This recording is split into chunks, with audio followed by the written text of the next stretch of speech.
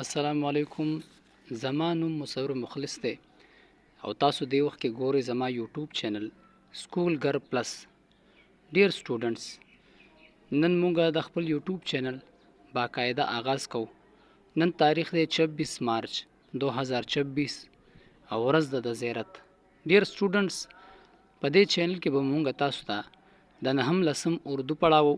په دې کې به مشکي سوالات حل کوو، ګرامر به حل کوو، د غزل او نظمونو به آسان ژبه کې تشریح کوو او ورسره به تاسو ته د یاداش طریقې هم خایو چې یاداش به څنګه کیږي. ډیر سټوډنټس د اردو کتاب ته تلو نه مخکې ضروری دا ګڼو چې د اردو په معنی باندې ځان پوه کړو او د اردو شروعات د کم ځای نه شوی دی په هغې باندې ځان پوه کړو. نو راځئ چې دغه وګورو چې اردو د کم ځای نه راغلی ده او د دې معنی څه ده. ډیر سټوډنټس د اردو چې کوم لفظ دی دا د ترکی ژبې لفظ دی چې د دې معنی ده لشکر او دا د شمالي هندوستان نه راخوره شوې ده، په ټول بر صغیر کې خوره شوې ده. ډیر سټوډنټس د نهم جماعت درسي کتاب لومبنۍ صفحه په هغې باندې به نن مونږه د مولانا شبل نعماني حالت زندگی وایو. پوره نوم و د دې مولانا شبل نعماني او د والد صاحب نامه و شیخ حبیب الله. جای پیدایش یعنی په کوم ځای کې پیدا شو نو مولانا شبل نعماني په ضلع اعظمګړ یوپی کې په قصبه بندول کې پیدا شوی دی. په سن 1 جون 1857 عیسوي کې پیدا شوی دی. وفات وو سن 1914 چې په دې کال باندې لومبنی جنگ عظیم شوی دی.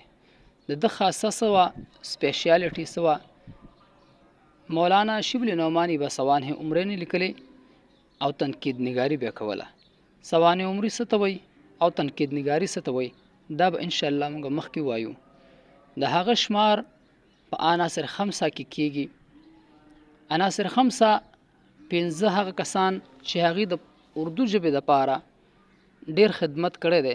په هغه کې لومبنی دی سر سید احمد خان، دویم دی الطاف حسین حالی، دریم دی ډیپټي نذیر احمد، څلورم دی مولانا شبل نعماني او پنځم دی محمد حسین آزاد.